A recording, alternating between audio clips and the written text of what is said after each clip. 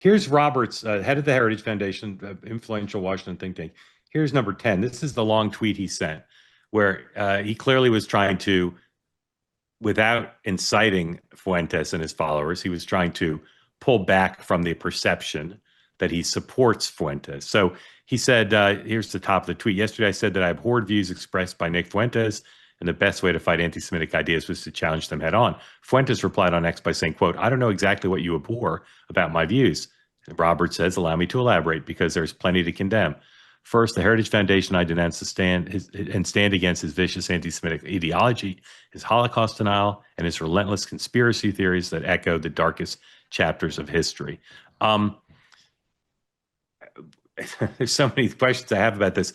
Rikki, you said you don't understand why Heritage is involved. They now seem involved up to their eyeballs, as does Tucker.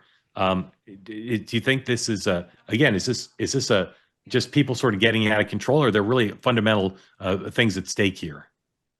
I mean, I think that Tucker, I understand why he's involved. He was talking about Fuentes on his podcast, and like they'd had a back and forth, I think, in the background before this podcast came to fruition.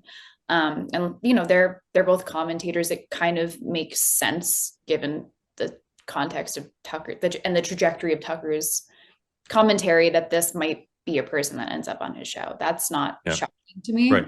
Yeah. The Heritage thing, I think they kind of put their foot in their mouth, and I don't fully understand still why they're doubling down. That second tweet, I think, makes them look a lot better than the first enforced error for sure. Right.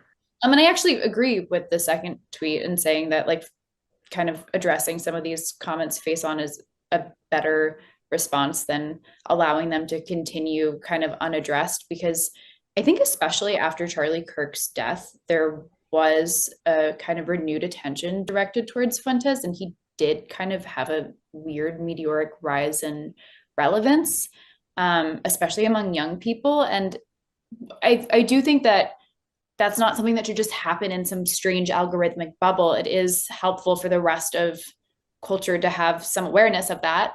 And censorship and quarantining people never really works. Like after Twitter, like original Twitter before X started to mass ban people that were white supremacists or Proud Boys or affiliated accounts, we know that those same people, according to the Network Contagion Research Institute's research, went to platforms like Gab, and all the sort of nasty keywords that ended up getting them banned started to show up far more frequently on Gab. And it seems so shocking that now all these bans have been lifted on X, and where did all this hate speech and nastiness and racism and vitriol come from? Well, it has been festering, and it still existed on the internet, and it got a lot more nasty when you censor people and get rid of them and put them out of sight and out of mind. And all these people that agree with each other just go into a corner and start reinforcing each other in a feedback loop. And I think,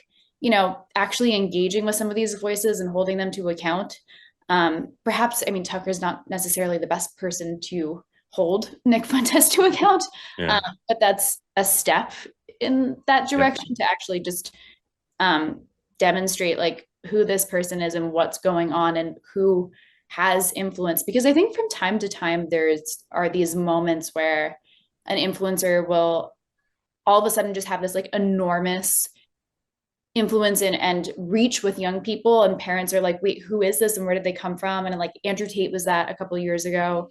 And I think it's better to acknowledge it as it's happening rather than all of a sudden millions of boys are having someone whisper in their ear and no one knew about it. Yep. Well said. Eliana, I know you need to go. Just tell us what happens next on this. Like, I don't know. does Vance have to respond? No, but I do think a lot of this is about Vance and 2028, and there's a real effort to force people to choose essentially between what I would call like normal Republicans and like Tucker Carlson and Nick Fuentes. And like JD Vance has a lot of friends in both wings of that party. But I don't see a reason that he needs to make a choice now. Yeah. Okay. Well, he did respond.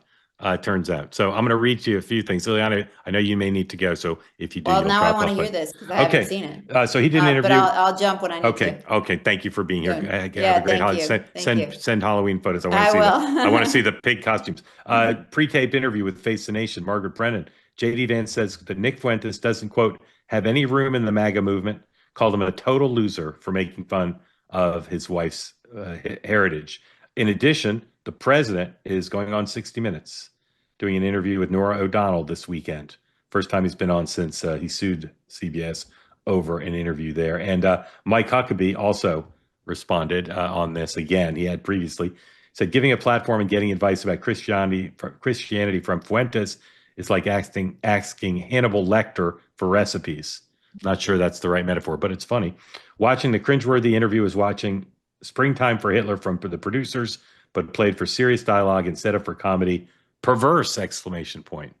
So two more reactions there, and who knows if Nora will ask the president about this, but he might. She definitely might. Eliana, thank you. First sponsor of the day is our friends at Cozy Earth. You can get 20% off the Cozy Earth products. CozyEarth.com, promo code 2-way. That includes the bamboo sheets, viscose made from bamboo, temperature regulating, incredibly comfortable. Cover them up with the Bubble Cuddle blanket, also incredibly comfortable. As you know, I sort of love the Bubble Cuddle blanket. I can't say it well, but I do love it. Comfort and style, distinctive textured bubble design. Right now, you can get, as I said, 20% off all their products. Go to 2-way, or using the code 2-way at CozyEarth.com. I recommend the pants to you. I recommend the sheets to you. I recommend pretty much everything you have there.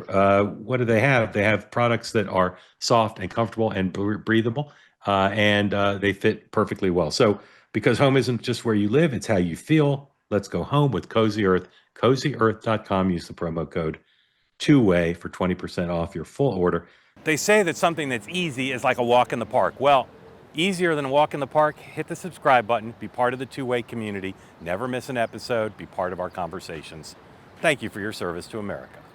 And don't forget, you can now listen to the morning meeting and 2-way tonight on Apple, Spotify, or wherever you get your podcasts.